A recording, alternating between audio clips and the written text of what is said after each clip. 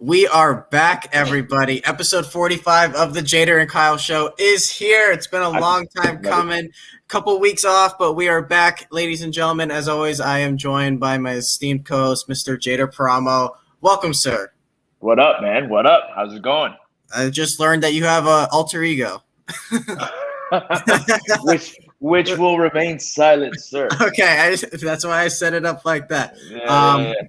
Maybe one day he'll come out. But anyways, it's been a couple weeks, everybody. It's been about 3 weeks since we last saw all of you. So it's good to be back. You know, every podcast, every now and then, bumps hit the road. We don't get paid for this. Not yet, at least. So stuff gets in the way. Steve? Yeah, Steve, are you watching? Yeah. But life gets in the way. We got stuff going on. But everything's good. We've actually had positive news lately, and the show's going to be, ramping back up again, guys. So please get ready. We're going to have a lot of episodes coming out over these next couple of weeks. Nonstop. Great guests coming. So, Jader, how are you doing, man? It's been a while. It's been a while, man. I'm busy as fuck, as usual, but it's been great, man. I just pretty much doing it all, man. I'm working like crazy. I have my kids coming over and sleeping over a lot more. I'm doing my ride-alongs with the ambulances. I've worked 2 shifts yesterday and today. That's why it's a late show. Just got off, been up since like almost 7 in the morning, and just got out. It's not like, super long shift, but it drags, man. And this shit is no joke, man. There's a lot of sick people. You don't even know. It is nonstop. Are you serious during a pandemic? Dude, it's crazy, man. It's crazy. But it's a lot of fun. I'm actually really happy that I'm doing this, to be completely honest with you, because I find it like a calling. I really, really like what I'm doing right now. Hours are long. Like during the day, I'm like, fuck this. I just want to go. But at the end of the day, it makes you feel good about, at least for me, it makes me feel good about myself. So, you're saving lives, taking names, kicking some ass. Hell yeah. Just like the movie we're going to talk about today. That is so true. And guys, this week, as you can see in the background, as you can see by the title of the show, we are covering Mortal Kombat. Not the new one. The new one we will be covering. You'll expect reviews for that. It's definitely going to be covered by this site. But for the Jader and Kyle show, we are taking it back to 1995 and covering the original Mortal Kombat. It's going to be a fun discussion, but we are not alone doing this. We are joined by our brand new guest ever since we're back here in the show. Here he is, Mr. Mike Deacon. Welcome to the show, sir. Hey, how we doing? How's it going, sir? How are you? It's wonderful to be here. Always excited to talk Jader. It's really cool. We get to finally hang out with Kyle too. So absolutely. Welcome to the show. Before we get into the movie, I know that when he first saw the show, Deke was like, when you do Mortal Kombat, you need to let me jump on the show because I can talk that movie. That was the very first movie he said that he wanted to do. This was a year ago, I think. Yeah. It was a long time ago. We didn't even we knew that the new film was being made. We didn't know when it was going to be released. Once we had a release date and we had done all these shows, I'm like, dude, the week that movie comes out, we're covering that film. So, I kept my promise, man. We're here. We're going to talk Mortal Kombat. But before then, again, we're going to welcome you to the show. So how are you, man? How's your hanging in there? It's been hectic couple of weeks for me. So yeah, no, it's been a couple of weeks. Can we talk about that? Yeah, you got married, sir. You got married. Yeah. Congratulations. I was going to do a playoff-ish shirt, man. It says Knot Fest. I'm like, did you tie the knot? Come on, Kyle. What's the shirt say? It says Knot Fest. From Knot Fest. It's from Slipknot. Okay. My favorite band, but it's a festival that they do. But since he tied the knot, I saw the shirt and I wanted to do that. Thanks for ruining that. All right, let's back up and you can set it up again. Go ahead, Jader. So, did you tie the knot, Mike? Yeah, man. You were there. So. Absolutely, man. It was a hell of a wedding. I had a blast. Thank you so much for that invite. We really did have a great time out there. So tell me about it, man. That's it. That you are a Mr. and Mrs. now, huh? Well, just it's really cool. the past couple of weeks, we just only got back into town late Thursday, so we went from the wedding right to Oahu. So I was in Oahu for 9 days, which was phenomenal. But, yes, dude. I saw some of the pictures you guys posted. I saw that you went to go see a couple movie sets, right? Yes. Let's talk about that. Really, so it's called the Kualoa Ranch. I learned a lot of things on that tour. I could actually tell you about that now. It's on the mountains in the north coast of Oahu. They've had quite a few movies filmed there.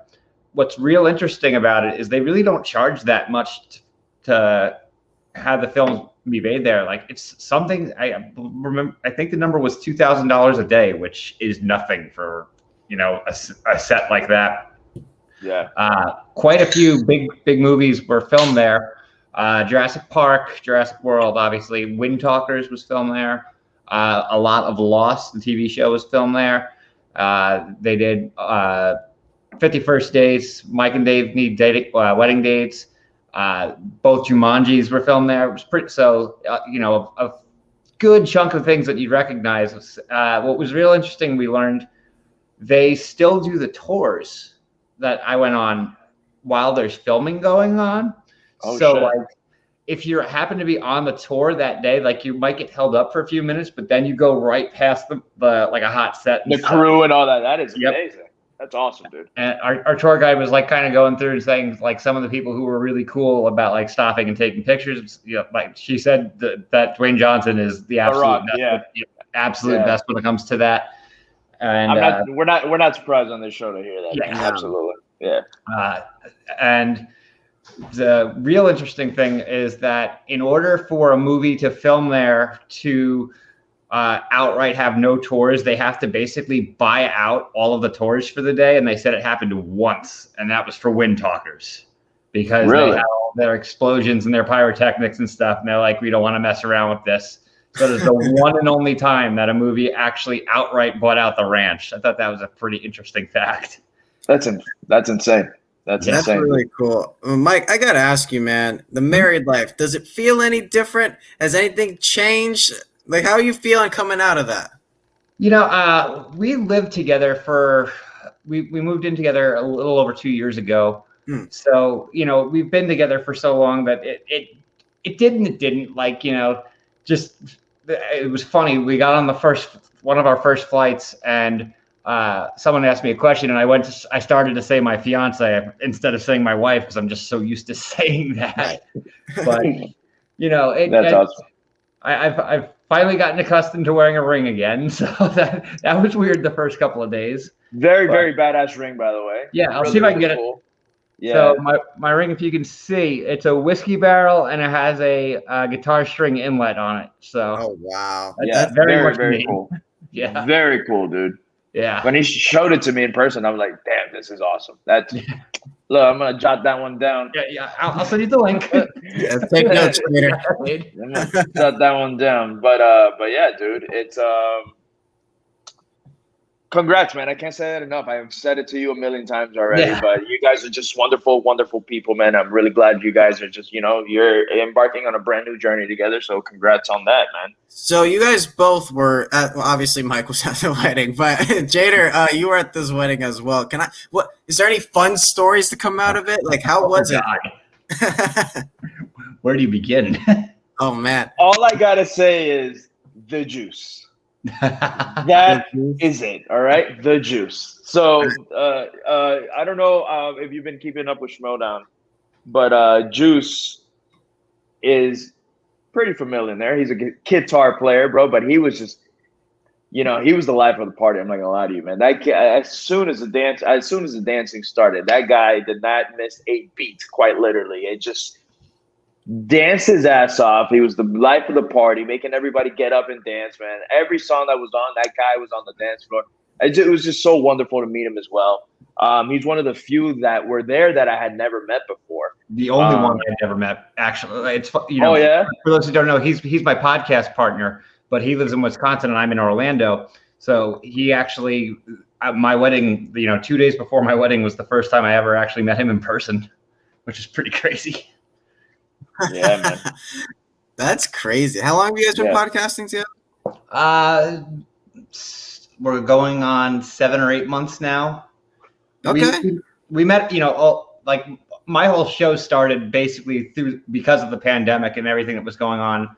I got to be friends with the partner AJ, and Juice was actually, we did a test show and he was our guest on our test show, and we were just like, we need this guy. Yeah. So yeah, I think the pandemic started a lot of wonderful shows like the one you are on right now, which was our anniversary. By the way, happy anniversary, Jader. Happy anniversary, dude. Hey, nice. We had episode 1. I want to say it was like sometime last week. We obviously were the first or second week of April or something. Yeah, I think it was like April 10th or 11th if I remember correctly. Because Facebook memories, thank you very much. Because if not, I would have never remembered when it was. But yeah, man, it's funny because now every week I'm getting like an episode a day, and I'm like, oh, this is awesome. But we were going consistent like every Friday. We were so naive back then. Oh my gosh, doing The Fugitive and Point Break back to back. Again, we Kyle said this best actually, that we should just call this the big 90s show, because we all cover so many 90s films that Kyle is so fond of. Clearly, I'm tired of it, man. Like, this is the last one right here. This is it. I don't know if I can take this anymore. Like, I kind of put Big Trouble in Little China in the same category, but they all just are blurring together at this point. It's all cheesy. We'll get into it. But anyways, let's get back to love. So, I am actually going to a wedding within this next 3.5 weeks. Yeah. Give me some tips, guys. How can I steal the show? Basically what Juice did, if you're the first person on the dance floor and you own it, I mean, that's definitely a way to do it. And 100%, like, if any kind of circle forms, you want to bring attention to yourself in, like, not like trying to steal the spotlight necessarily, but starting the party. Like, you want to be the enabler. You're never gonna take anything away from the bride whatsoever. But if the bride is not present and there is dancing going on, bring attention to yourself that is inviting other people into it. Absolutely. He mentioned, and if you have 2 left feet, this helps too. Right. And you will loosen the fuck up, dude. So he mentioned Juice, but our friend Larry Payne, who a lot of people will know from the Gucci verse. Yeah.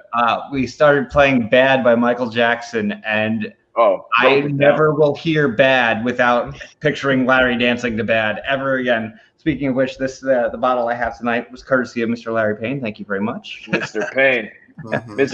Mr. Payne is in talks with me he wants to start a show it's pretty funny. So stay tuned on that. We'll see. Larry actually wants to jump on the show. He already gave me the film that he wants to talk. One that you will be fond of, Kyle, I promise you. But yeah, he told me once you talk this movie, he goes he's like, I'm already picking the film. That's gonna be it. I don't need to give you 5, and it's a classic. So you're gonna love that one, Kyle. But okay, we'll get to it. Larry was fantastic, man. Let's talk about, Mike, how like you and Jader became, acquaintances with each other and got to know each other, because I know you're a massive Schmodown fan, and what Jader tells me is that you basically have been there since the beginning, right?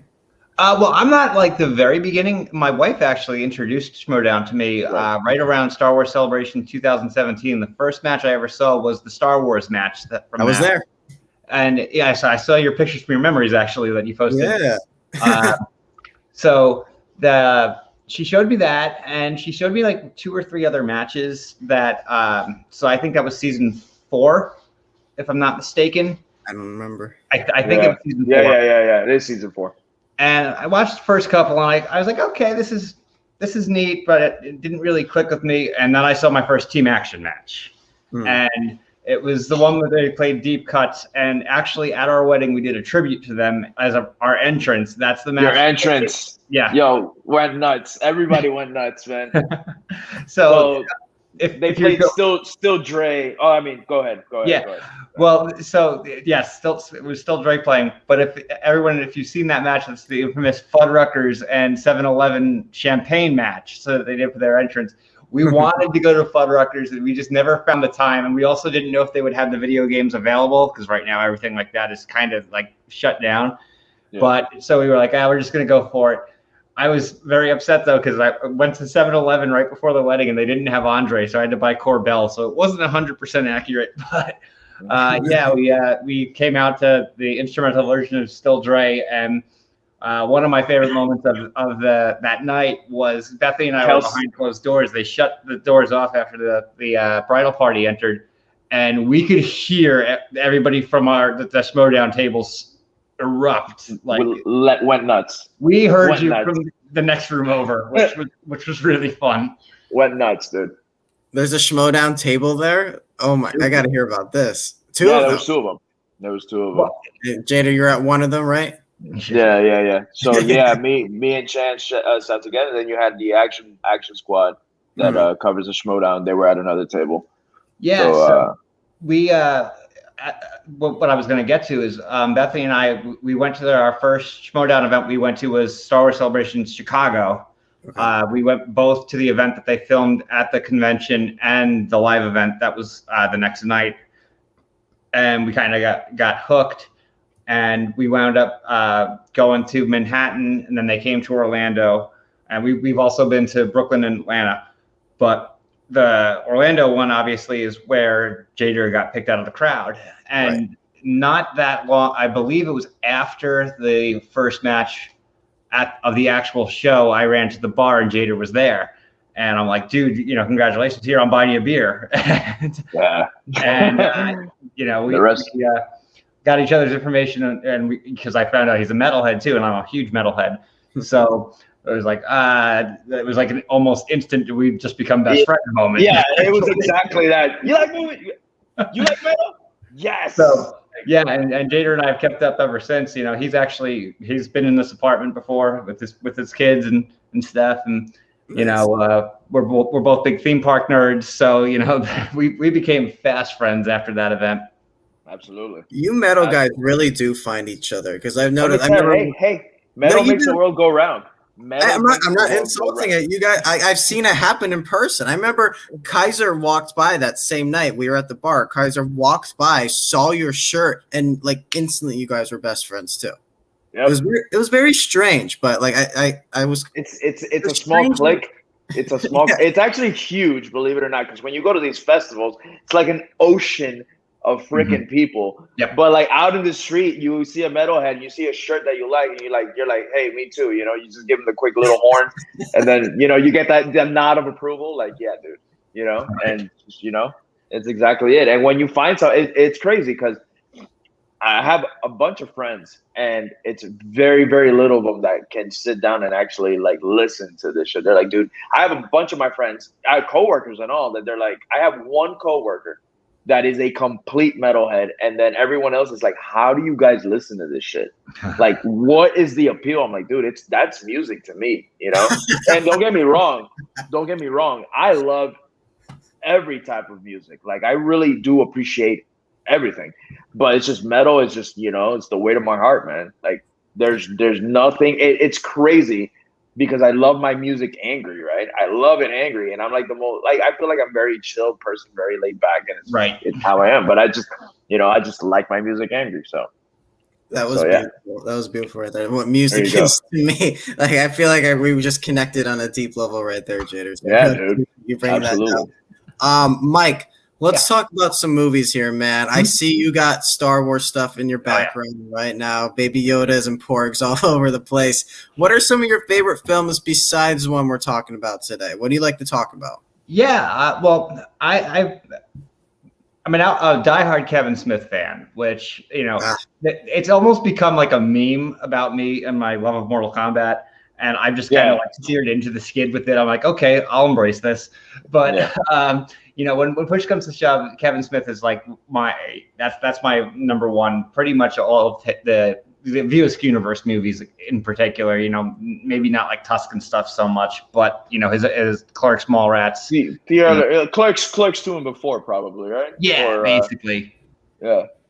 And look at Jeff. Jeff. Yeah, I see. Shout out to Jeff, man. Tuning in, and Jenny tuning in. Obviously, the Star Wars is huge. Especially, it's my wife and I are both big Star Wars fans. We do everything we can, especially living in Orlando with the theme parks and stuff, because it's big Star Wars stuff. We've been to the openings of all the Star Wars attractions that they've done. We were there opening day for Rise of the Resistance. I kept on getting message from Jader that day, like, dude. That's actually, remember my plan, my foolproof plan that day. Yep. So the day that Star Wars opened was the day I was flying out to LA for Spectacular. Yep. And my genius idea was like, hey, I'm off. I don't fly out till night. Let me drive to Orlando, jump on this ride, drive back to Orlando, and fly to LA. Because I thought I was just gonna walk right into that ride, right? Yeah. This fucking Mike goes, dude, there's like a fucking 13-hour wait for this ride. Don't even try to come up. And I'm like here, like trying to text him like at 9 a.m, like it's all good, you know? Oh no. But he did it. And we got a hotel room at Disney, even though we live here. We got one on property. And we woke up like really early in the morning. We were planning on getting there at I think it said the park was supposed to open at 8 o'clock, if I remember correctly. And I look at the app for whatever reason at like 4:30 in the morning, and I see wait times. I'm like, what is going on? Like, we better get our asses in gear and get there. And we got there at like 7 a.m. Because they were doing like a boarding pass system to get on the ride, so you weren't actually waiting in line. They basically like paged you when it's your turn to ride the ride. They're still doing that. I heard. Yeah. So nobody knew that going into day one. We had no idea. But so that was at 7 a.m. We actually got on the ride that day at like 1:30. But by, I think it was about like 8:15, which was technically right after the park opened, they said they weren't giving any more out for the day. Yeah. And insane. Like you said, Jader, it's kind of still that way, because I just went probably about a couple months ago at this point, and it wasn't even worth trying. You get there and you go on your phone. They're like, yeah, you're sold out for today. I hear at one of them, like, they have different things, and you're like refreshing, and you see everybody around you on their phone. And then once 1 o'clock hits, you hear like a bunch of like bucks and but what the fuck, this is bullshit. Like everybody like, and then you have the few like happiest place on earth. Yeah, exactly. They did change it in the morning. You don't have to be in the park anymore. They do it. It's at, regardless of what time the park opens, at 7 a.m. and you can do it from outside the park now as long as you have a reservation. So it's a little different. You know, going in if you're going to get it now. Okay, so you don't have to, like, if you just have an annual pass, you don't have to waste your day if you don't get in right away. Right, like you have to have the reservation. But if you wake up at 7 a.m. and you can't get it, you can always say, okay, I'm not going. Yeah, and you know what? That one's okay because I think Hollywood Studios is the best park out of the four. I think that's the one I enjoy going to the most. Like, I love that. I love that theme park. Love it. I'm waiting for them to convert Tower Terror to Guardians of the Galaxy. No, they're not going to do that. I doubt it. They're doing it in Epcot. Yeah. Shut up. Oh, they are? There's going to be a roller coaster. It's a roller coaster. Yeah. That's amazing. Okay. I got to keep up with my Disney news here. Yeah. Mike, we didn't even get to some of your favorite movies. So name some other stuff that you love. Yeah. So obviously the Star Wars ones. Evil Dead 2 is probably my number 2 favorite movie of all time. I'm a huge Die Hard is one of my favorite movies ever. It's my favorite Christmas movie of all time. Terminator 2 was the first R-rated movie I saw in a theater, so that one has a big special place for me. And I also love just dumb shit. So like I could watch Step Brothers 5 times in a day. And, any kind of thing like that. Step Brothers, like Anchorman. Obviously, I said I'm a big Kevin Smith fan. I love Empire Records, which my wife hates. No, I know. Empire is awesome. I love that soundtrack. That soundtrack is amazing. So, yep. And obviously all of like the Marvel movies and stuff like that. I like a lot of comic book movies. I haven't been that big on the current DCEU, but Batman 1989 is probably one of the 10 movies I've seen the most times in my life. So yeah, it all goes. Have you been keeping up with Falcon and Winter Soldier? I am up to. We actually got backed up backlog because of the honeymoon, but we caught up. So yeah, we're No, same thing. I saw episode 1, and right before last week's episode, I hadn't seen 2, 3, or 4. And Kyle was like, "Have you seen them?" I was like, "No." He's like, "You need to drop whatever you're doing right now and watch these episodes." And I did, and I had to call him right back and just geek out about it. If you guys, whoever hasn't obviously already tuned in, Granny Speech Tea, great guys over there. They're gonna cover all your comic book needs over there. But go ahead and check them out. Falcon Winter Soldier, man. Let me tell you, just a little quick thing. Fantastic, man. I don't know what it is. I don't know if it's the flavor of the month because they're doing things again. Winter Soldier is my favorite Marvel movie. I've said this a million times on this show. So getting just an extension to the Captain America trilogy as is, it's beautiful. Actually, I ended up watching First Avenger, and Winter Soldier last week. I'm gonna see probably after tomorrow's episode, maybe on Saturday or Sunday. I'm gonna rewatch Civil War because it's such a great feeling. And as we're watching this again, we were geeking out over WandaVision, and now I'm like, oh my god! I can't wait because they're just killing. Marvel's killing the game. Yeah. We had the Shang-Chi. I don't know if you saw the trailer or not. I did. How did you guys feel about that? Just little quick. What I like about it is a true tease. Like they don't really give away much in terms of information, but they're showing the spectacle that it's going to be, but they're not really going too deep into it, which is perfect for a teaser for me. It's just to wet your whistle, and I really enjoyed that. And I think it's pretty obvious that they put it out this week to put it on Mortal Kombat because they kind of did. Yeah, it's 100% what it was, and especially with Black Widow just getting pushed back continuously. And Shang-Chi's coming out, and that got pushed too, right? September. Yeah. So that was actually pretty right for Oscar season. No, I enjoyed the trailer too. I mean, at this point, I'm learning to just not judge anything till I've seen all of it. Right. So like. I called Jader after seeing the first episode of WandaVision and of Falcon Winter Soldier and be like, I remember what I told you exactly, Jader, was I feel like I'll like this more once I see it all. And that's exactly what happened with both. That's what I said with WandaVision. I'm like, okay, this is interesting, but I know that there's going to be a payoff, so I'm going to keep watching. That's kind of, especially with WandaVision, I felt that way. And with Shang-Chi, let me tell you, there's a lot of people. I'm sorry. There's a lot of people that gave up on WandaVision completely. Right. Like I have some coworkers that are like, "Oh, I didn't like the first episode." I'm like, "You got to get to episode 3. Keep watching this." And that's what they did. Let me tell you, anybody who reviewed WandaVision got the first 3 episodes off rip, where everybody at the end of the 3rd episode were like, "Okay, I'm on board." I'm on board. What is going on? So. If you still haven't seen it, like give it a shot. It's a wonderful, especially if you're just a fan of Marvel. There's a payoff. Like just watch it. They took such a different approach with that show. Like originality was fantastic. Yeah, it was so fresh. And then you go to where they are with Falcon and Winter Soldier, and Falcon and Winter Soldier very much has the tempo and mood of the Winter Soldier movie, and which is unlike anything else that they've done in the entire, out of the entire universe, which is it just gets me so excited for what's to come. Loki, I feel like it's going to be a completely different show than it's going to be completely nothing like these other 2 are. Exactly, dude. Yeah. Exactly, so. And I really appreciate about Falcon Winter Soldier how it's like they're hitting the deep things that you would never expect Marvel to go after. They're like the whole idea of the show is, will America let a black man be Captain America? And that's just and they're not afraid to go there. And I really the writing on this is pristine, and it's hitting every beat of what America is now, and it's a beautiful thing. Or maybe not. We're getting it depends on which way you're seeing it, but it's just I love that they're not scared to go for it. To go for it. And it's one of the. I think it was episode 5 where he's talking to Isaiah, and just. That scene alone for me that scene was wonderful.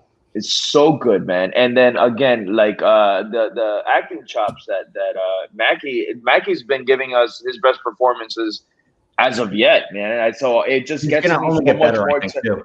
Exactly. So it just gets me more excited to see where it's going because we all know where it's going, at least for him. We all know what's gonna happen next episode. Right. I'm just here for it. I'm waiting for it. If I didn't have to work so early, I wasn't so freaking tired, I'd wait to see this episode because I'm so hyped for it. Which I know Kyle's already saving. He's already putting his alarm on. He's gonna wake up at 3 in the morning and watch this.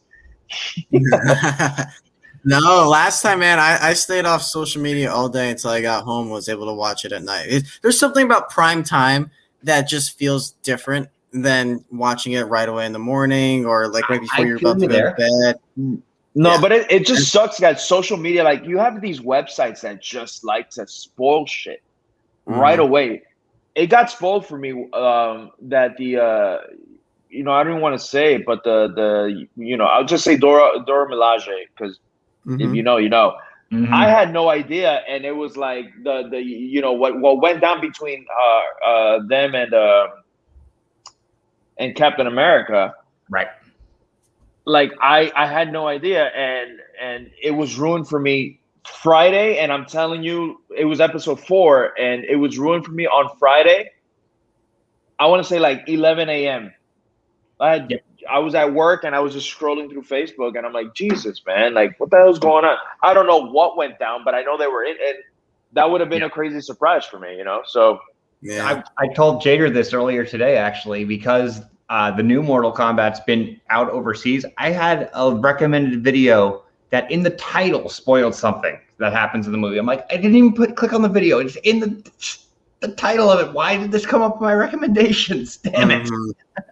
I know. We're getting to the point now where like if you really want to enjoy something, you got to stay off social media. You just got to be off. Yeah, you just turn off their phone. Yeah, because people will spoil it like crazy. But speaking of Mortal Kombat, let's get into our discussion today, guys. So normally what happens when we book a guest for this show, what we're doing is usually Jader or I reach out to the guest. They're like, hey, what are some of the movies you would want to do? We put on a poll, we get out there. Jader immediately is like, no. Mike wants to do Mortal Kombat. And no one else can do this film. No one else can do this film. It was a highly requested film.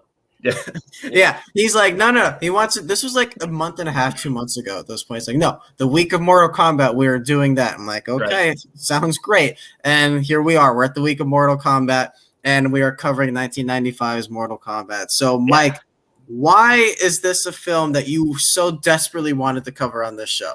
All right. So for many reasons, I was in when the original video game came out, which was in 92 in arcades and 93 on consoles, if I'm not mistaken. I think that's correct. I was at that point, I was 10, 11 years old. And no. 92. 92 was arcade. 92. Yeah. And, when that game came out, that was a total game change. The whole industry changed because of Mortal Kombat. The whole rating system and everything came out. It was like, you're not supposed to play this game. So of course we all wanted to play that game. That's exactly it. Guess what Jader asked for Christmas that year. Yeah, exactly. And I remember the games came out, and at that point I still only had the regular Nintendo, but my next door neighbor had a Genesis, and I would go over next door every single day after school, and we played that game until we beat it with every single character. And then Mortal Kombat 2 comes out, and the game, it's Mortal Kombat on steroids. Yeah, it's a Mortal Kombat on steroids. So obviously when the movie was coming out, I was super excited. And Mortal Kombat is the very first movie I ever saw at midnight, like the Thursday and Friday. I was 12 years old at the time, and my dad took me to see that at the midnight show. And that was, to this day, one of the most enthusiastic crowds I've ever been in a theater with. And Bethany had never seen it until about roughly a year ago, the first time. Yeah. And even she said, like, even before anything comes on screen and it's just the New Line Cinema logo and you hear the Mortal Kombat screen, you're immediately just like, yes. And it has one of the greatest theme songs of all time. Yeah. You don't have to see a single thing. You just got to hear that music kick in, and all of a sudden it's just pure excitement. And yes, I'm well aware that this movie is far from a technical masterpiece or anything like that, but it's one of those ones that you look back at, you get the nostalgia feeling for it. And Bethany laughs at me at this, but I said this on stream with the Action Guys, that I was such a Mortal Kombat nerd as a kid. I had the novelization of the movie. And oh wow. Yeah. So the one that had the character, like kind of like a script? I had that too. Yep. I had it too. So it had the character and the line from the film. Yeah, I had that too. It would be my silent reading book when I was reading in school. So yeah, no, I'm right there with you, man.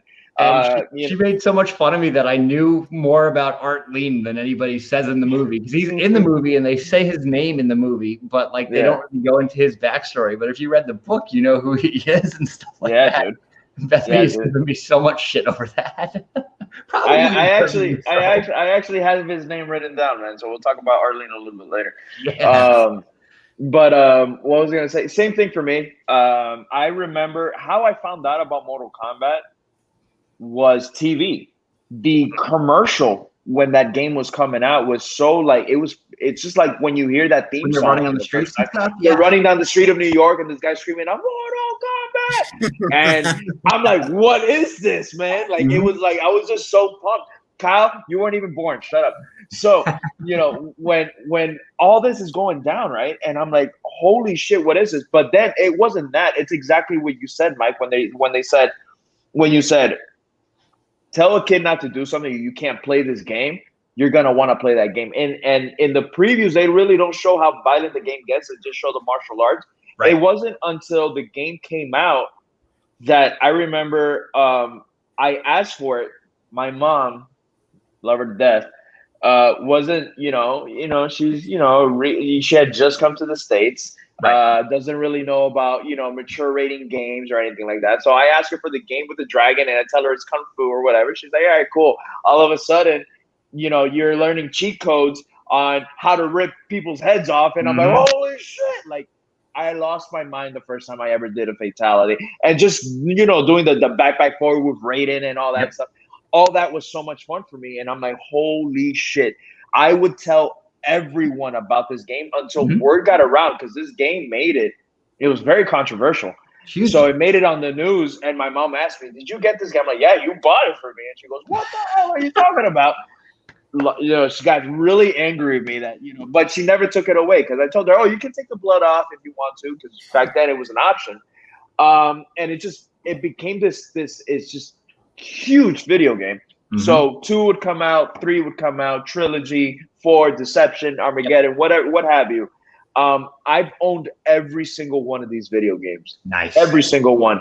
And I'm just here for it. So same thing. When I remember my mom didn't want to take me to go see this movie in the theater. She's like, no, I'm not taking you. That's a violent game. I'm not going to sit there to watch a violent movie. That's gonna rot your brain, this and that. And mind you, my mom took me to go see Terminator in the theater, but because this was controversial and all that, she's like, I'm not taking my mom. It's very funny. But by comparison, the movie is far tamer than the game.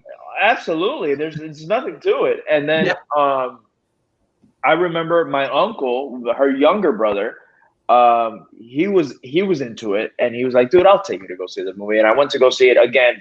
One of the best cinematic experiences ever, man. Just being able to see Scorpion and Sub-Zero, right there, and just seeing the thing, everything about it. I was like, man, this is the best movie I've ever seen in my life. It was so great. So, but yeah, man, I'm right there with you.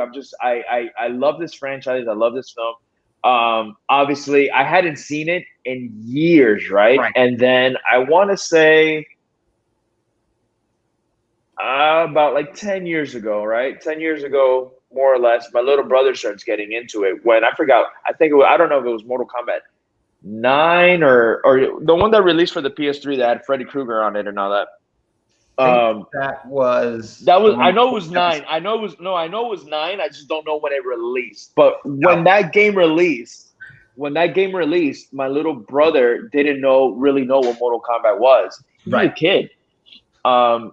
He was like 10 or 11 years old, and he's like, what is that? And then I'm there doing fatalities and shit. The 10-year-old, obviously, again, is like, holy shit, that is a very violent game. These new games are another level. Oh, yeah, dude. Yeah. When the games first come out, I literally plug the game in, I'll put it on the easiest mode, and I'll just do fatalities to see everybody's fatality, and then I'll learn how to play with the character, right? So I remember the movie came out. Not movie came out. The game came out. My little brother was like, what is this? I show him, And I'm like, you know what? I'm gonna find these movies. And I went to Best Buy, and they had them on their they had them on Blu-ray, like both of them. For some reason, I don't know if it was like Mortal Kombat Legacy had just come out or something like that. But the movies were cheap. I got both movies for like $5-10 or something like that, right? I showed the first one to my brother, and I'm watching it. I'm like, man, this movie still kind of holds up. There you go. Look at that. You have all three. Yep. But no, I had to get them separate. They had both, I think both Blu-rays for like $5 or something. Right. I don't think so. I think that cost me $8. Yeah, so I saw the first one, and I'm like, man, that still hold up. My little brother was like, holy shit, I love this movie. This movie was awesome. And then I started watching Annihilation, which I hadn't seen in forever. And holy shit, man, that was like Annihilation pissed me off as a 5th grader. Right. Like same. I remember going to the movie. I saw that movie opening weekend, and I remember going to that movie theater as a 5th grader and saying this movie was a piece of shit. Like, what were they thinking in that movie? So bad. And Annihilation's budget was $10 million higher than the first one. It makes no sense to me. But anyways, we're not talking about Annihilation. No, we're talking about 95 Mortal Kombat. Yeah, it is a whole nother episode. But it's just that love for this franchise, for the true fan is it's huge. It's huge. This is a huge film. So again, I already said my part. Obviously, Deke, you said yours.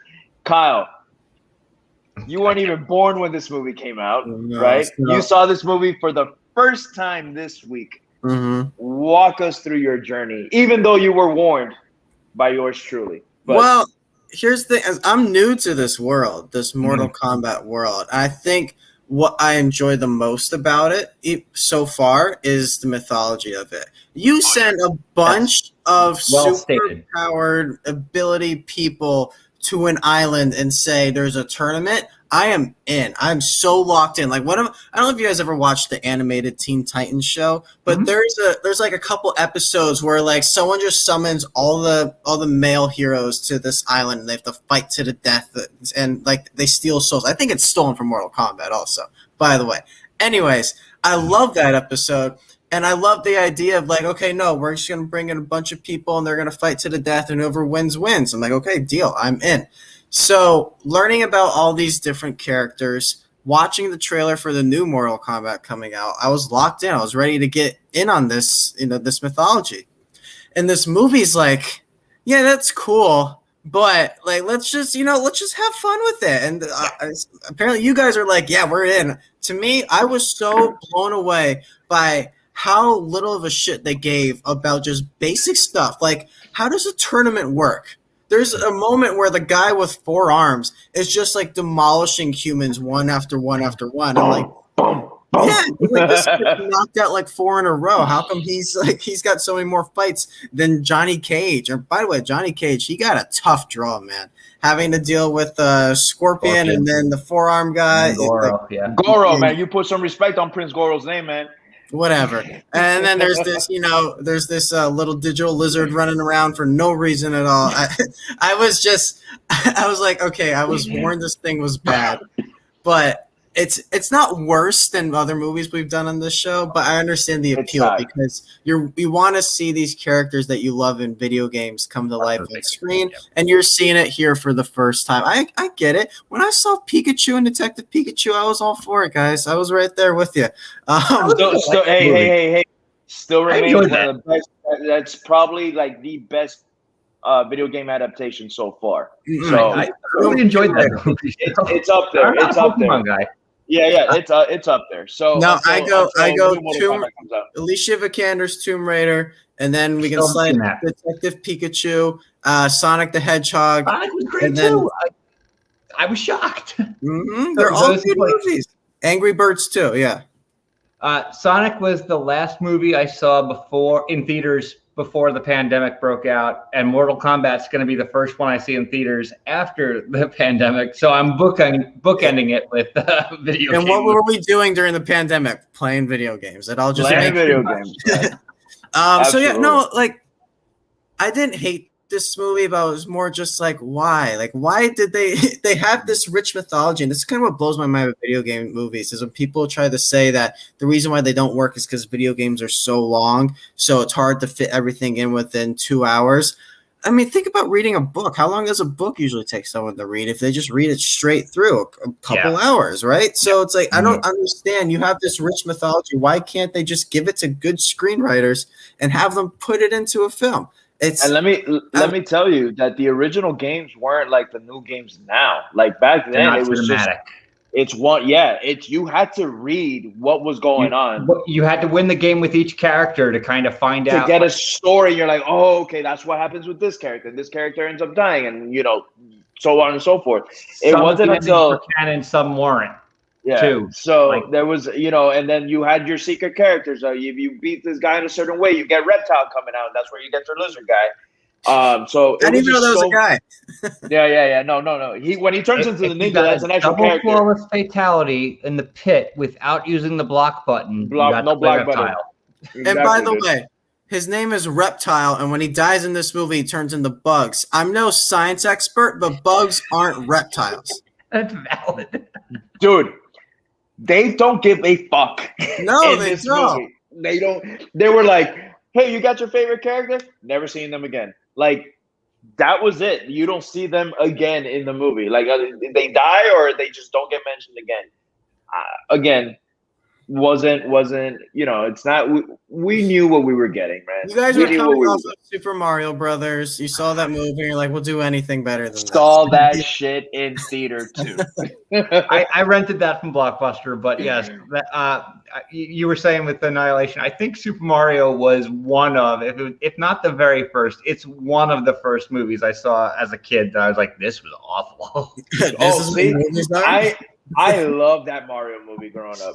I loved it growing up. I thought it was so great. I saw it in the theater. I thought it was very metal for what it was. And I found out recently that it was supposed to be an R-rated twist to Super Mario. Mm-hmm. And then the studio was like, "No way are we selling these characters for an R-rated film." It would have tanked even more than it did. Yeah, and then they had to PG, not even PG-13 this. They had to PG this movie completely, and that's why we got what we got, which was a crazy fucking film on its own, which we will cover on the show one day. Because Kyle is going to hate the fuck out of that movie. He's going to fucking hate it. It's going to be great. Like, Mortal Kombat is an Academy Award level movie compared to Super Mario Brothers. It really, and I feel like Mortal Kombat till this day, besides the newer films that we just mentioned, held that it was the best. It was until the best about 3 years ago. Yeah, honestly. If you go back and think about any other video game movies, the only contender, in my opinion, which it's not the same as the video game, but I felt like it did some justice. Not justice. That's not the wrong word. Entertaining enough to be like, all right, so it's not like the video games, but it wasn't as bad. Is Resident Evil. So Resident Evil for me, the first one. Yeah, that's it. That's all that matters to me. Which was directed by the same director. Yep. Same director as Mortal Kombat. Yeah. So this and then, could you imagine being a director and being like the way less Paul Anderson out there? Like he's there's two, and he's the inferior. So and this is what happened. So he might have made more money though. He didn't want to do the sequel. Right. Obviously, movie was successful. Their studios, obviously, when something's a success, they try to shove it down the throat. Ends up being the cinematographer of the film. Never directed the sequel. Never directed. First time directed. Botched the shit out of this fucking movie, out of the sequel, and that's why we have Resident Evils 1 through 7 because Anderson said, "I will never ever abandon a franchise that I started." So that's why he said that he would direct every fucking Resident Evil. That's why it was supposed to be a third Mortal Kombat movie, but it got canceled because of how bombed so bad.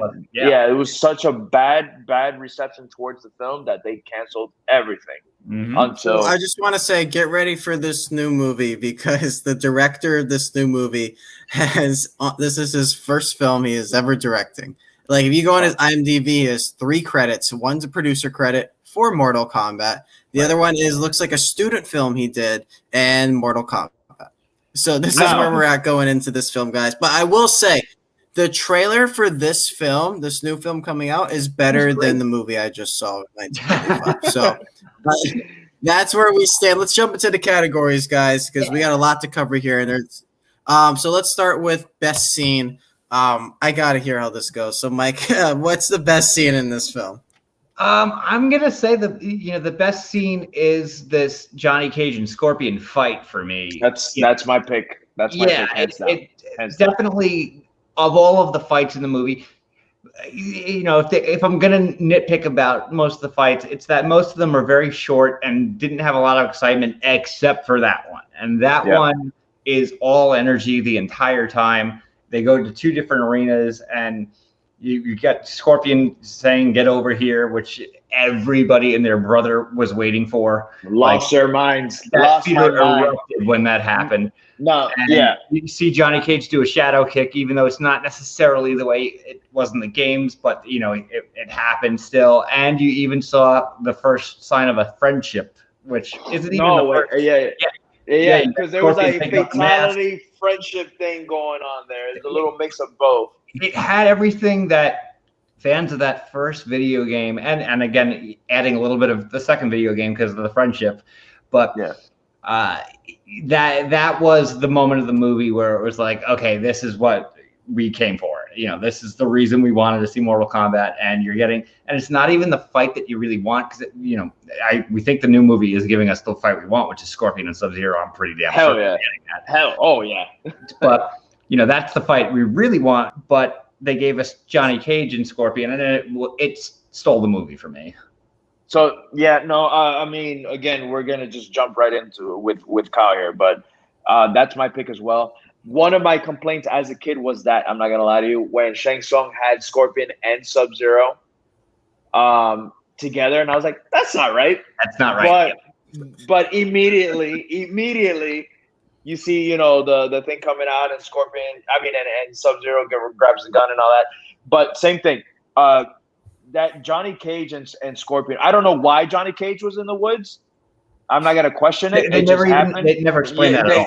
It literally cuts. He's somewhere else, and then it just boom, action, dude. Just fight. But the fight was intense for me. Same thing when you see Scorpion actually, and which is a fatality in the first game where he takes off his mask. The most iconic one of the first game. Yeah, and he's a skull. He burns the person, and then in this one, obviously. Johnny Cage slashing the shit out of him, lava blood and all that bullshit. And then you get the sign of the friendship, which is Johnny Cage's friendship from Mortal Kombat 2. I thought that was excellent. But it is the most entertaining fight in the film. And again, I'm a huge Scorpion guy. I am Team Scorpion all the way. I am rooting for him in this film. Yep. But that for me as well. So I'm glad you said the same scene. Yeah. Well, talk to me. Like Kyle, what would your you're the fresh blood on this. Like what would you say?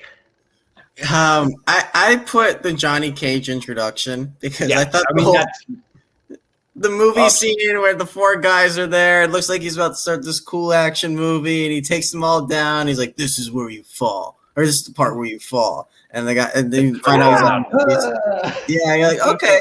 This guy has some charisma to him. Where do you get these guys? Yes. Yeah. Like, okay, you know what? I'm on board with this scene. I think this is cool. I could picture many other famous actors pulling this off too. Like, he's clearly drawing from like a Tom Cruise or like he's clearly drawing something from that. And I thought it was just a cool introduction to a character because like Sonya Blade's introduction is not very good. You can barely know what's going on. Yeah. It's really bad. So like for us to get an introduction, this is who this guy is. He's the cocky jerk who's really good at what he does. Okay, perfect. I'm in. And that's what we got with it. So I had a good time with this scene. The fights, like you said, none of the fights were like as long or well done enough for me to consider them the best. Like the most memorable fight to me is the Johnny Cage versus I'm never gonna get his name, the Goro, because he punches him in the dick for like right away. I'm like, okay, that's a Johnny Cage movie. That's the Johnny Cage thing. I mean, that's the down backslide B. Boom, and he does that in the game. He does that in every single one. That is one of the Johnny Cage signatures. And there's some games where when you hit him in the nuts, they hold it for a long time. that. You hear the split, and you're like, oh, and then you can uppercut him. It's the best. So I got a question for you guys. Would Johnny Cage be canceled in 2021? No, I mean, if you asshole, but he didn't do anything wrong. If you follow the game, his character changes a lot from Mortal Kombat 1 to 11. In fact, they kind of joke on that in Mortal Kombat 11 because Mortal Kombat 11 has to do with time travel, right? So something big. I don't know if people haven't played the game, so I won't ruin it. But a major event happens in Mortal Kombat 11 that something very serious happens, and all of a sudden, you get past Johnny Cage with old Johnny Cage, with like now we're present time Johnny Cage, and obviously past Johnny Cage is this cocky fucking asshole, and he even says it to himself. He's like, "Who the fuck was I? Like, why is this guy such an asshole?" Right. So I feel like, and in the movie, let me tell you, compared to the games, in the movie he was pretty tamed as well. He was very tame. He wasn't like what he is in like Mortal Kombat, like in the later version, because they do kill him off, and it's just so weird because there's some times where they kill off the character and then somehow he's been killed off a few times, exactly. So, okay. So let's move on. Let's move on to the next categories. We got a lot to get into here. Best line. I don't feel like this movie is very well known for its extraordinary dialogue. So au contraire. So my best line was $500 sunglasses, asshole. Okay. Yep. Where is it? Right there. Right there, $500 glasses, asshole. You guys are in sync in this episode so far. It is, dude. Of course, man. Right, I don't know. I didn't rewatch this film for this episode. I didn't have time. I didn't have time, but I've seen it so many freaking times that I know this movie by heart. So I'm like, I'm fine. I was trying to watch it today, and I saw the first like 10 minutes. Couldn't do it. I was like, every second that I got a little bit to like do there, we got a call. So I'm like, I can't do it. I'm not even gonna try. What I did do is I watched the original trailer. So the first half of the trailer is terrible, but then they get to the part with the theme song, and it's awesome. So like, there you go. Sucks, and the second minute is great. So that's awesome. And the theme song is literally my favorite line, which is the way the movie opens is just hearing Mortal Kombat. Like I can see, and then like I said, that theater that I was in just erupted when that happened. It's the New Line Cinema logo. Mortal Kombat. Yeah, dude. Whoever came up with that idea was a genius. Like, because without this theme song, this movie is nowhere near as good as it is, or entertaining as it is. All right, casting what ifs, guys. There's actually quite a bit in here, so bear with me. Jean-Claude Van Damme turned down this movie so he could do Street Fighter instead. Street Fighter. I don't think JCVD would have done anything better for this movie. Who was he supposed? He was supposed to be who? Johnny Cage. He was Johnny Cage. The character in the original game is based off of him. That they made the character based off of him. Yeah, that makes sense. No, and he ends up doing Colonel Guile in Street Fighter, which is an American. The American, yep. What? Okay. I got Christina Applegate was considered for the role of Sonya Blade. Yep. And then another really interesting, Cameron Diaz was. She got the role. Originally had the role. Mm-hmm. Yep. No, I got the best one though. The scene in the beginning of the movie with Johnny Cage filming the movie. The director was supposed to be Spielberg doing a cameo, but his schedule didn't allow it. Oh, shit. That's why he looked like Spielberg. Yeah, the guy looked like Spielberg. Because Spielberg apparently was a big fan of the game, and that role was written for him. But that's awesome.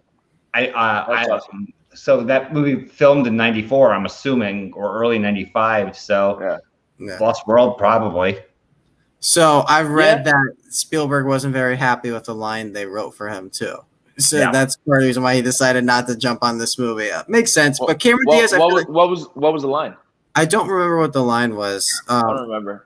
Whatever they presented to him, he was not a fan. You're the start of what is the line? Shit. It's Johnny. We need you on the set, or whatever, something like that. Oh, okay. It's not a Okay. good line. Okay. I thought it was. I didn't know if it was the one they actually used. Yeah, Okay. I'm assuming it is. All right.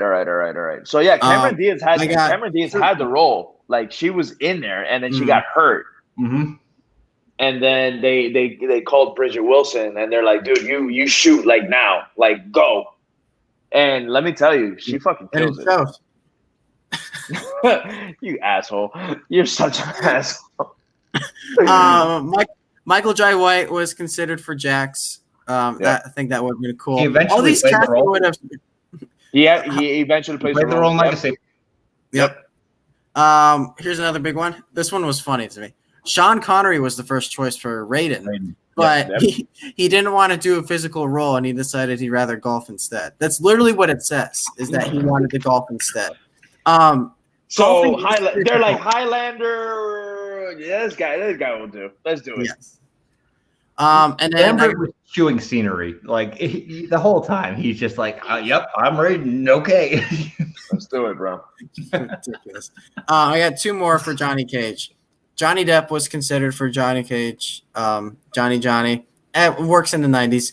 And then Tom Cruise. Cruise was considered. Tom Cruise would have been phenomenal, honestly. But he would have. So here's a great story. So Tom Cruise was actually trying to be on the set of this film one day, but a medic told him he couldn't be on the set and sent him home. Wow. So Tom Cruise was looking to see what was going on here, and they sent him home. He must have been fired immediately. Yeah. That medic is no medic now, man. I promise you that. Now, Lyndon Ashby did a wonderful job as Johnny Cage. Don't get me wrong. Like, he knew what that role was and nailed it. But just imagining Tom Cruise playing it, I mean, that would have been fun. That would have been something special. Absolutely. Yeah. I would have taken every single one of these casting what-ifs. Like, every single one. All right. Next is the Mahershala Ali Award for Best Sharpshooter. Character does the most in least amount of time. Jader, I'm going to start with you on this one. Who'd you pick for this? I really didn't have anybody, man. Every character that I liked was in the movie, in the role enough. I guess if I'm going to give it to somebody, and it's just a biased opinion, it's going to be the Scorpion character. Okay, because so I went Sub-Zero. So I'm kind of in the same boat as you. Him freezing the gun was awesome, and that was the best part of the movie. Yeah. I have a completely off the wall answer on this one. Who you got? And they're not named in the movie, but there's two guys whose entire role in this movie is just to cheer for Goro. There's two guys. Goro! Yeah! If I could be cast in Mortal Kombat, like in any of these movies, that's the role I want to play. I want to be the guy who's yelling for Goro. Yeah, that's awesome. They're on screen for like 20 seconds, and they have no other purpose in the movie other than to be fanboys of Goro. They crush it. No, and that brings me kind of to the background characters. Every single extra in this film is phenomenal. They're all doing their jobs. They're there. They're having fun. They're doing karate moves, whatever it comes down to. They're there, and they are bringing it. So I'm with all the extras in this film. What else I got here? The Bill Murray Award for Best Cameo. Mike, I'll give you the first crack at this one. Who's your pick for this? Because I guess these guys could count too. Yeah, it's tough on this one because like there's no like quote unquote like I said the Spielberg director it wasn't actually him. There's not really a quote unquote cameo in this movie. But I mean, you could go with the Shao Kahn ending because it told everybody we were getting the second movie. I guess that's what I would have to pick in this regard. But what's so funny is the Shao Kahn that they use in this movie. I'm getting into the second one. It's a totally different thing. Not the same. Not even fucking close. Totally different thing. Yeah. I went with not Steven Spielberg. The guy. Yeah, I mean, that could have been Steven Spielberg. So when watching the movie for the first time, not knowing anything about this, like, oh, is that Steven Spielberg? And then you hear the voice, you're like, oh no, it's not. But then reading everything, it's interesting. So I guess he counts. Jader, I'm guessing you didn't really have much for this one either, right? No, I had Shao Kahn because it was that they mentioned the guy at the end, the bad guy that pops on you fools, all that. The Underminer. Yeah. Pretty much. Yeah. That's exactly it. But yeah, I picked him. They mentioned Shao Kahn throughout the whole fucking movie, and you don't know if you don't know Mortal Kombat. Well, they keep calling him the Emperor. They never mention him by The name. Emperor, and then you finally see him at the end, and then when he says, your souls are not. I don't think he doesn't say your souls are mine. I forget what his last line is, and then Raiden with the little line, No, I don't think so. And then your souls are mine. Your souls are mine. Yeah, there you go. Yeah. So that happens. They do the stance. Mortal Kombat theme song comes on. You're fucking fist pumping again. But they had mention of this character throughout. Obviously, this movie came out already when we already knew who Shao Kahn was. Yeah. So actually seeing him, I'm like, holy shit! There's a sequel coming. I'm hyped. Let's go. Right. So that was the same thing. Yeah. Mind you, 95 Jader is reviewing this film, guys. 95 Jader is reviewing this film. Let's move on to the Gary Oldman Everyone Award for Best Overacting. I had 2 nominees. Oh, there's many nominees for this. There's plenty. So, the first thing I wrote was the entire cast besides the extras because everyone's overacting. But if I had to narrow it down, I went with Kano, the guy with the red eye. It's ridiculous. He looks like he just put on. It's fantastic. It's so bad. Treasure, please, a moment. No, dude, so good. I liked Kano, man. Imagine having a power and you don't use it in the fight that you die in. Yeah. He doesn't use anything. He doesn't do anything in this movie. I'm like, underutilized, man. This fucking sucks. But I loved him. I thought I loved him. No. I want to see more of him, but I think Trevor Goddard nailed the character of what Kano is. And in fact, because of his interpretation, his character ended up being like an Australian guy in the rest of the Mortal Kombat. So I think he actually did a good job. But I understand exactly what you're going through. I mean, not what you're going through. What you I understand your pain, Kyle. But yeah, dude. Gary Oldman, man. I honestly have everyone for this because this is just an over the top fucking film. Mm-hmm. It's gotta be Lambert. It's gotta be Lambert. I mean, there's some of his deliveries are just he sucked, man. I wasn't huge on him, to be completely honest. It's not what like in my head. It wasn't Lord Raiden for me. He wasn't Lord Raiden. But I mean, the sequel didn't do much better. Again, I'll take Lambert over fucking Raymar. Raymar. Yep. Exactly. What about Connery?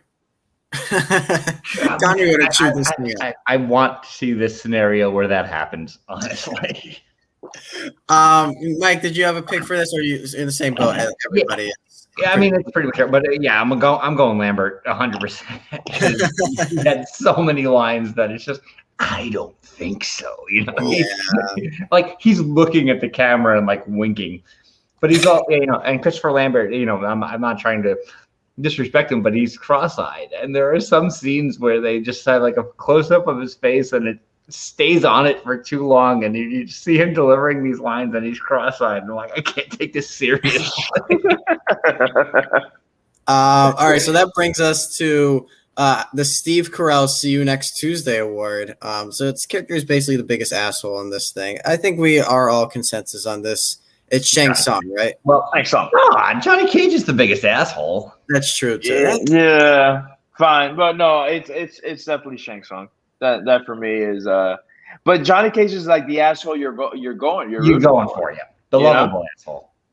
Yeah, I mean, if you're going in that regard, it's 100% Shang Tsung. But the performance of Shang Tsung, Cary Tagawa does such a convincing job. He looks nothing like the character in the game. First off, they just said fuck it and just went with it. He's actually in that movie, I would say honestly, the character who is probably the most developed. And he fucking crushes it, man. Yeah, he embraced that role. He knew what that role was supposed to be. Are you kidding me now? Are you disagreeing with me? You don't like Shang Tsung? Nobody crushes it in this movie. Stop it. Shang fucking Tsung does. Actually, we'll get to it. Somebody won this film. I'll tell you that much.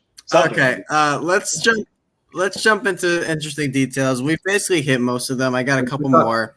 Ed Boon, the creator of the game, co-creator of the game, he voiced Scorpion. Yep. That's pretty cool. Yep. And that ties into my next one, which is Chris Casamassa, which is a great last name, by the way. Yeah. He was hired as a stunt ninja, Yep. but they were so impressed with his moves that they gave him Scorpion. They gave him like, here you go, just walked on set. Yeah, like, you just be one of our characters. Okay, perfect. Good for you, Casamassa. And then this is amazing to me.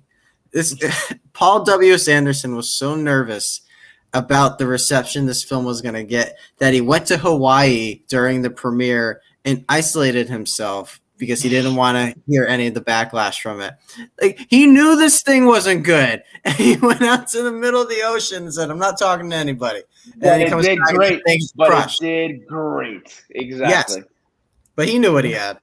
All right, I got a couple of cool ones for you. All right, so there was a show on at the time. Jader, maybe you will remember this. It was called WMAC Masters. No. It was a martial arts show. Basically, it was like a kid's version of Mortal Kombat. It was on syndicated TV at the time. The guy who Liu Kang fights, the black guy at the beginning of the movie, was one of the people from that show. Yeah, he's unnamed. I know, but I thought he was an actual pro fighter or something like that. That's what I remember of him. Yeah, the people who were on this show, WMAC Masters, were the Ho-Sung Pak, who was the mocap for Liu Kang in the games, was on the show as well. Yes. So then there's that. The stunt artist who played Reptile got recast in the second one as Sub-Zero. Yeah, he was Sub-Zero in part 2. So here's one of the best ones. So his name is actually, I know his name. It's Keith Cook. Yep, you're correct. Yep.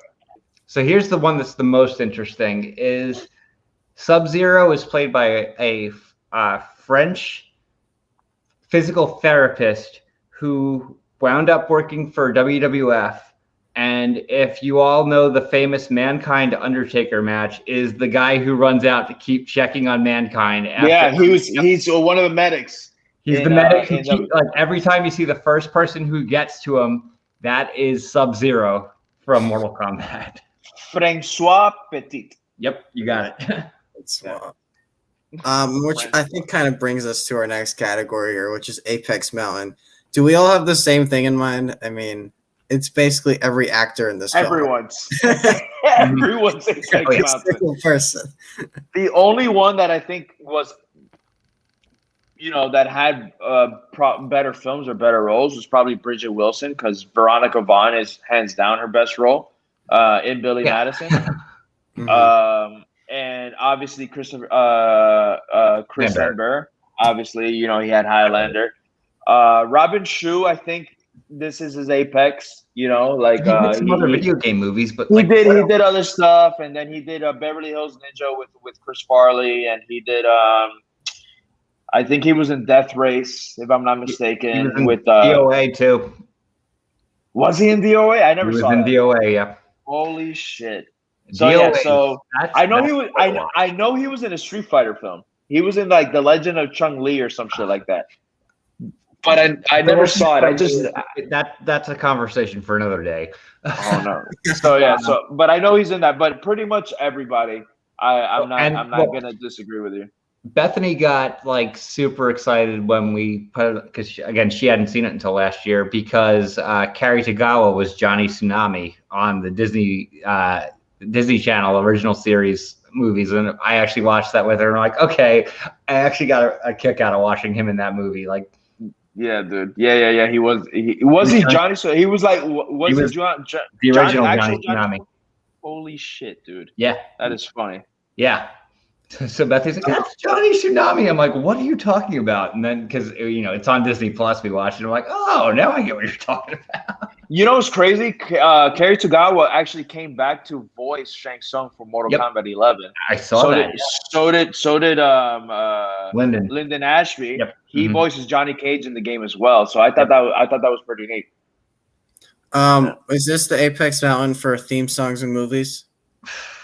That's for that is another category, all right? That is another category.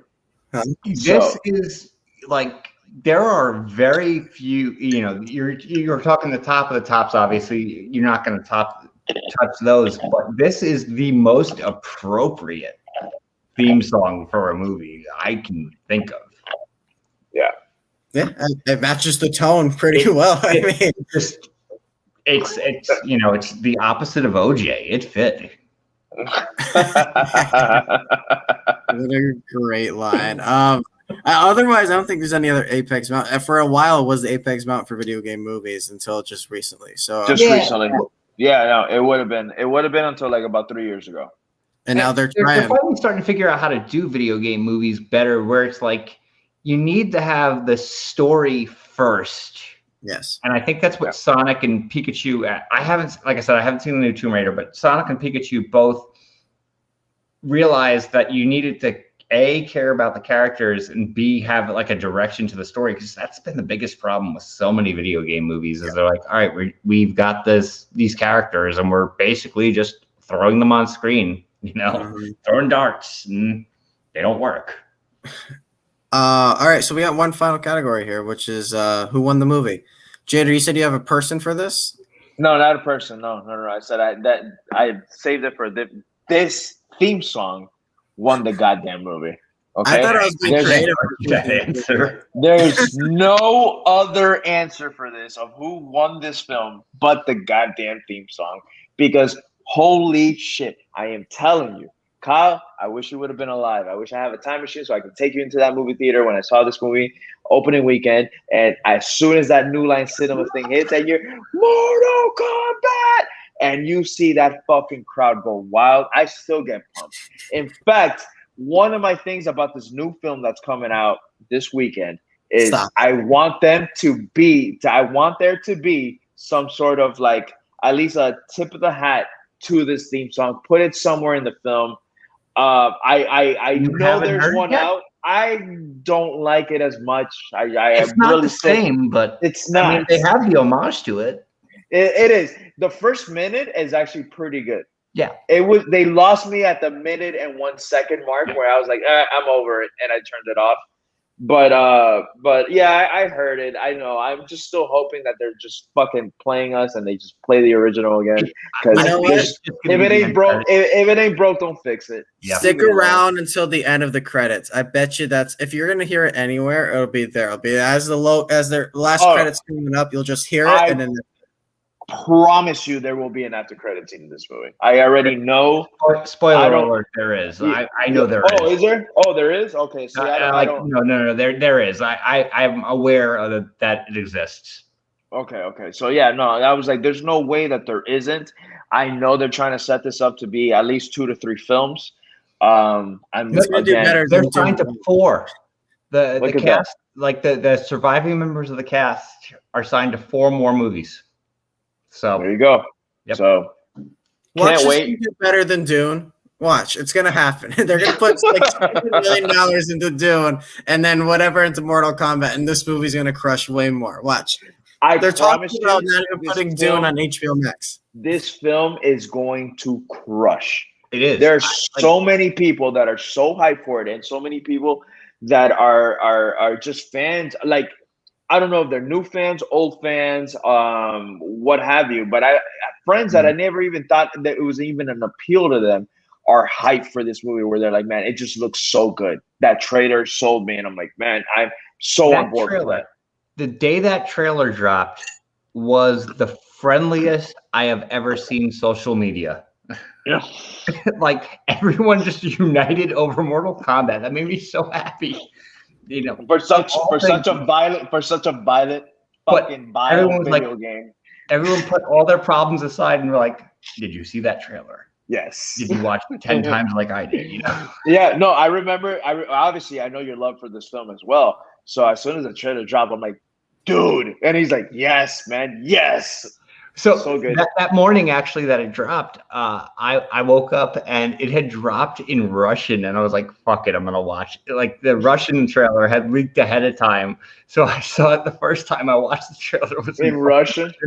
No, dude, no. Couldn't do that to myself. But This thing's gonna do better than the Matrix 4. But no, honestly, it's gonna be a huge. It's gonna be a monster. I can't wait to see what numbers it is. I want to see what actually the movie theater numbers are gonna be, because I feel like people are gonna rush to the theater to watch this, and then they're gonna love it so much that they're just gonna stream the fuck out of it all weekend. They're gonna get huge. So you know what's gonna happen, man? So Warner Brothers has a bunch of movies coming out this year on HBO Max and in theaters the same day, right? Yep. So far, Godzilla vs. Kong is far and away in the lead. I think it's going to be in the top 3 by the year's end. I think what you're looking at is the movie that's going to do the best for them this year is going to be, I think, Suicide Squad. That's probably going to be number 1. It's or The Matrix, one or the other. I don't even think The Matrix. I'm telling you guys. I'm telling you right now. It's going to go Suicide Squad, Godzilla vs. Kong, Mortal Kombat. I'm telling you right now. I think Mortal Kombat. Matrix, Wonder Woman Kombat, out of here. I think Mortal Kombat beats Godzilla vs. Kong. I'm saying it right here. So if more, from what I've seen some reviews and stuff that have basically said, like, if you are a fan of the Mortal Kombat series, you're gonna love this. If you are not a fan of the Mortal Kombat series, maybe not. But the thing with Godzilla vs. Kong, like, I don't have any inclination to rewatch it. But Mortal Kombat, if it delivers what I think it's going to deliver, I'm probably going to watch it like 15 times in the next week. So that's what I'm saying. And a lot of the market, obviously, that are overseas is Asian. And this is what this is based off of as well. Which is exactly. So I feel like this is going to be a monster of a film. I think it'll be in the top 3, but I'm more inclined to saying that it's going to be number 2.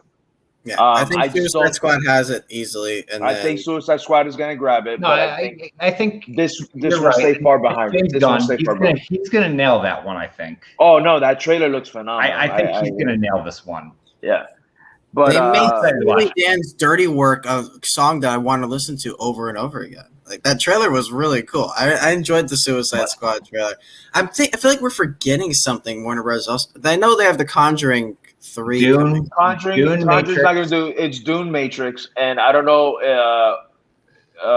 In the Heights might do big numbers. In the Heights, that's a monster of a film too. In the Heights might do big numbers. What about the Will Smith King Richard movie where he's playing Serena and Venus's? That's not going to be.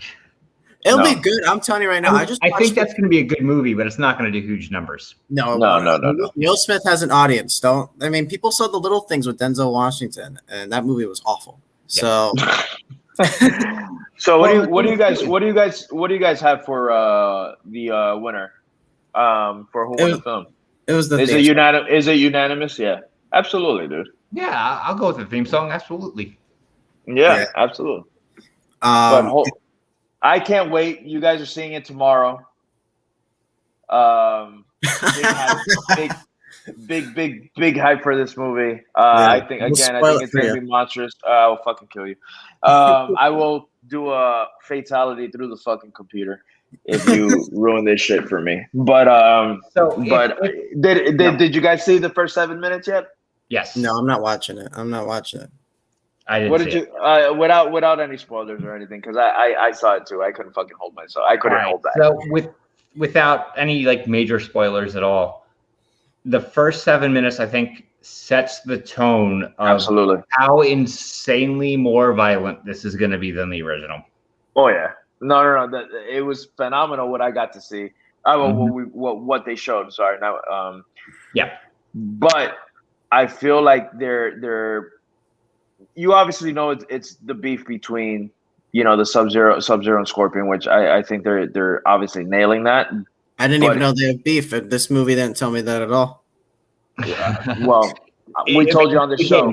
But yeah, I get where you're coming from, Kyle, 100%. But I feel like the tone is being set, and it's a serious one. Very serious. It's a very serious tone, and I'm so hyped for this, man. Just that opening sequence alone, I was like, this is what this is about, man. This is it. They're fucking gonna nail this film. So with again, like with not, I've done my best to avoid as much spoiler content. Like I said, the fucking YouTube showed me. Yeah, YouTube ruined something for you. I know. Yeah, I'm trying to turn everything off when it comes. Even on Twitter, I turned off Mortal Kombat. It turns out because I saw early reviews were coming out, so I don't know anything. I did see the first 7. It's been out in several markets for 2 weeks. Yeah. So I know Australia. People can watch it in Australia already. Like people have seen it already. But what were you gonna say? Sorry. So what I was gonna say is again, like what I know, like this is not like spoiler territory and stuff. This movie is supposed to essentially be a prelude to the original Mortal Kombat. So like this is not the tournament. Yeah. It's going to be what leads to the tournament. Heard. I didn't know that. What I did see, and which I told Kyle, I know you haven't seen it either. From just the opening sequence, this feels like the Scorpion's Revenge animated movie. Just the opening sequence alone. I gotta watch that. I do have to watch. You guys have not. I mean, you guys are seeing the movie tomorrow. Once you get home, try to watch the Scorpion's Revenge film. I can't recommend that film enough. It is the best Mortal Kombat film in my opinion, even better than this one. It fucking shits on Annihilation, but so does everything else. But the Scorpion's Revenge film, it came out last year in 2020. I actually saw it during the quarantine. But it captures just that magic of what Mortal Kombat is. But it's funny because it grabs a lot of things from this film. So as you're watching, you're like, oh, this is what happens in the 95 version, but they just make it a little bit better. Johnny Cage is practically the same character as he is in the 95 film. You just get more into the beef with Scorpion and Sub-Zero. And you get a little bit more of what could have been this film.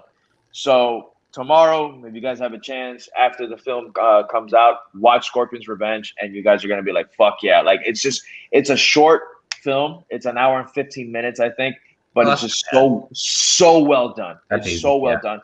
Can't recommend that shit enough, man. But yeah, man, enjoy the film. Yeah. It's fucking great. I can't wait. And we are officially in the day that we are going to be watching it. It's past midnight here. So we are only about 15 hours away. It has begun, everybody. Thank you all so much for joining us on another episode of the Jader and Kyle Show. Mr. Mike Deacon, thank you so much for joining us. Please plug away with anything you want to talk about, man. Oh yeah, I mean, always great to hang out with Jader. Kyle, we'll do this, again. Absolutely. You are more than welcome to jump on our stream anytime. You're gonna get him on Annihilation, and he's gonna watch. Oh yeah, that's what I'm saying. We're gonna, we do what we call the watch-along on What the Show, and we are planning an Annihilation one in the very near future. Okay. So I will keep you, especially since you haven't seen it, I would actually absolutely love to bring you on for that. I'm gonna jump on with him, and I'm just gonna watch him like this, and it's gonna be his face, and his face is gonna fucking want to explode like fucking scanners. So, yeah. I'm telling you, man, these 90s films are gonna be the death of me. There's so many bad ones. I'm gonna cry soon, guys. I don't think I can keep doing it. Bethany, my wife, we watch Schmodown all the time, and every time 90s comes up, she's like, fuck, I'm not gonna get anything, and I usually go almost perfect in 90s is an easy one for me. She's like, god damn it, I don't know any of these. Heard that, man. Heard that. So yeah, plug your show, man. When do you guys usually record? Yeah, so if y'all don't know, I'm on What the Show podcast. We do Tuesday nights, 11 o'clock Eastern time. So I can tell you a couple of the upcoming episodes. Well, this upcoming week, we're talking all things Mortal Kombat. Go figure. Fuck Because yeah. we'll all have seen the movie at that point. So we will be doing a May 4th spectacular all on Star Wars. We are actually going to make that very open-ended. Anybody who wants to jump on and just for, a minute, 2 minutes, 3 minutes, whatever, tell us why they love Star Wars. We're going to do like a huge cavalcade of guests and just keep bringing people on all night that night and just say, like, why do you love Star Wars? What made you love Star Wars? Awesome. And it gets as many people as we can to do that. Get them in there. Real fun, yeah. Can I come on and defend the sequel? Do it. I like those movies. So this is, I'll say this is off topic, but I will watch any Star Wars movie over like 95% of other movies, even the ones I don't like as much. Like I will watch Attack of the Clones over like 95% of other movies because it's still Star Wars. Yeah, I mean, there's no bad Star Wars until Attack of the Clones, in my opinion. Fucking hate that movie. But the other one, we're waiting to find out confirmation on someone right here. I'm trying. May the 18th, we're going to do our second ever theme park trivia episode. Our current champion is Miss Abigail Friedel. I know a lot of people in this space know who she is. Chance Ellison has accepted the challenge. Jader is pending his schedule. And pending schedule, I will be there. Potentially Maxwell Haddad as well. So it might be a fatal four-way in this one, doing all things theme park trivia. This is where my wife excels, and this is her favorite streams to do. So we will definitely have quite a competition. Abby is going to be very soon getting a championship magic band that she has to defend, and if she loses, she will have to send it to whoever beats her. So that's awesome, dude. Yeah, no, we had Jeff Alterman on the show tonight, and he actually wrote some things about the theme parks, which was crazy because he wrote Rock and Roller Coaster was my favorite ride. He wrote, wait, they're keeping the Tower of Terror as is, as we were talking about it. Yep. So if he's still watching, yes, they are. I heard a rumor that Rock and Roller Coaster might turn into an Iron Man. There's the licensing of that is the issue, and I don't know how long the Aerosmith license lasts. I heard that was expiring. They're probably going to turn it to Jonas Brothers or something. No. God, no! Don't say that. It feels what about AC/DC? No, that would be great. Well, so it was, it was originally supposed to be the Stones, and then it was Kiss, and Aerosmith was the third choice. Kiss asked for way too much money. Yeah, and they have no rights to do that because it's fucking Kiss, right? And Aerosmith is the fucking better band. I'm sorry, exactly. Kiss fans out there, so fuck that. Kiss shouldn't even been asked. Those are the lazy songwriters right there. Fuck that, dude. I'm sorry. I if I can shit on Kiss, I would all the time, man. They're so held up in such a pedestal, and I get it. They were groundbreaking at the time, but you're not better than their own. They just repeat the same thing over and over again every song. Fun to watch live, though. I bet. I'm sure they are, but it's not for me. That's what I tell everybody. I have certain bands that like make people gasp that I don't listen to, and that's actually one of them. I'm not a huge Kiss fan. I like maybe 3 or 4 songs, maybe. So they're fun on Guitar Hero. That's my take on Kiss, guys. Whatever. What a way to end the show. Part 2 is a great song. Bill and Ted, Bogus Journey. That's in. Yes. Yeah, I like Love Gun. Love Gun is one of the Love Gun's great. That's a great song. Great song. And their disco song is so bad it's good. I was made for love, dude. That one of my coworker that's a metalhead that I told you about, he fucking loves that song. He plays it at work all the time, and I'm like, really, man? So terrible, it's good. And he's like, it's so bad, it's good, man. You have to like the song. I'm like, fine, whatever, leave it there. But yeah. So, Mike, thank you so much for coming on, man. It was so much fun having you. Fuck yeah. Mortal Kombat, it's going to come out this weekend, guys. We'll probably, more than likely have a review out for you by this weekend because we need to talk this new film because I'm going to gush over it. I'll probably put a review up tomorrow night. I really, really, really hope this movie doesn't suck because I've been blowing it up so much. I've been blowing it up so much that I am fucking like, I'm like a kid in grade school. Like it's me again in '92. Like fuck yeah! Like I can't wait. I really can't wait, man. So we waited so long for this. So yeah.